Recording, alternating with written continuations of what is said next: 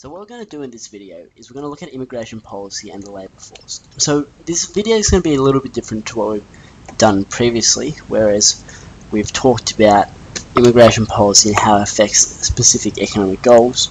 This video, instead of focusing on full employment, we're just going to look at the different characteristics pertaining to the labour force. So as we know, the labour force consists of the labour force participation rate. We have skills, we have employment, and as well as the labour force size. So in no particular order, we're going to go through all four of these. So let's start off with the labour force participation rate, and this is closely linked to labour force size, because if we go back to the video on how we calculate the labour force participation rate, it is actually the size of the labour force divided by the population. So as we know, immigration policy is the strategic supply side management of how many people come into the country. So it is the number, or the management of the number and composition of migrants entering Australia. And if we go back to our video on immigration policy, we've broken down this into skilled immigration, family immigration, so for those who are skilled, their family can also come over, and humanitarian, to portray Australia as a very altruistic and progressive nation.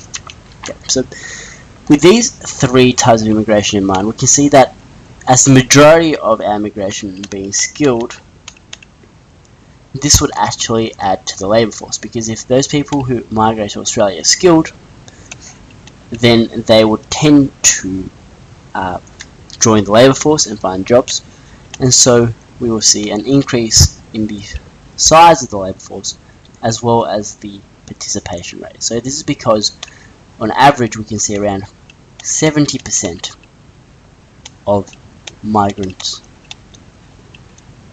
enter the workforce or the labour force, and this is compared with around 65% of domestic residents. So we know that the participation rate is 65% domestically, whereas since there are 70% skilled labour entering the country, then 70% or around 70% of migrants actually enter the labour force. So that would increase the participation rate as well as increase the labour size, or the size of the labour force. So we're going to give these two big ticks. So that's good for immigration. Secondly, we're going to look at skills. So as the name suggests, skilled labour obviously adds to skilled employment, and so those people are typically white collar. So white collar workers, they're skilled workers, they're not labourers, and they participate in specific workforce jobs. So say an accountant or a lawyer or a doctor, they are these workers, or these firms require these workers and therefore advertise so people around the globe can come over and work in Australia. So that would tend to alleviate both the skills shortage that we've experienced as well as the labour shortage due to the ageing population. And we've talked about the problems associated with the ageing population in our video on the ageing population. So again, I'd encourage you to look at that video if you aren't familiar with the problems associated with an ageing population.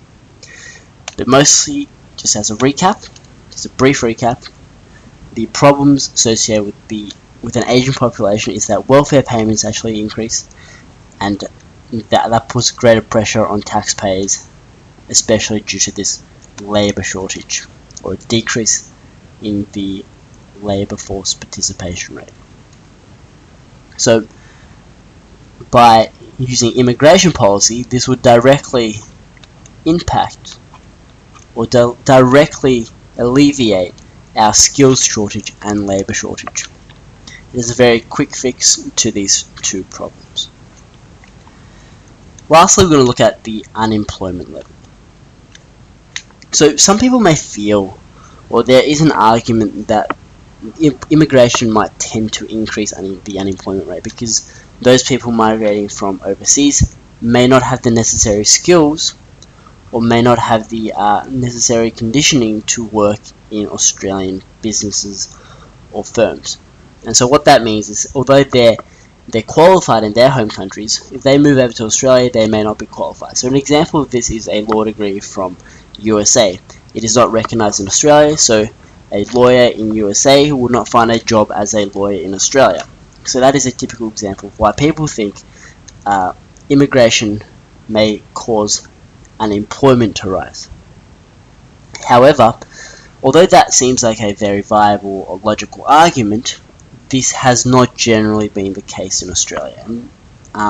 So statistics show that immigrants actually find jobs and that they actually lower the unemployment rate. So the benefit of immigration policies that actually lower the unemployment rate.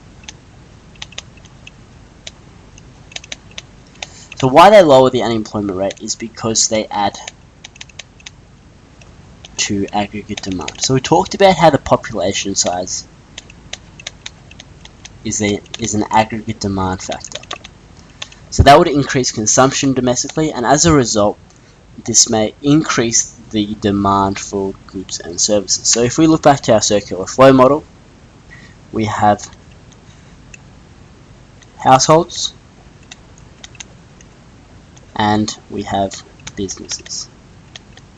So households provide labor, so labor. The business then provides income.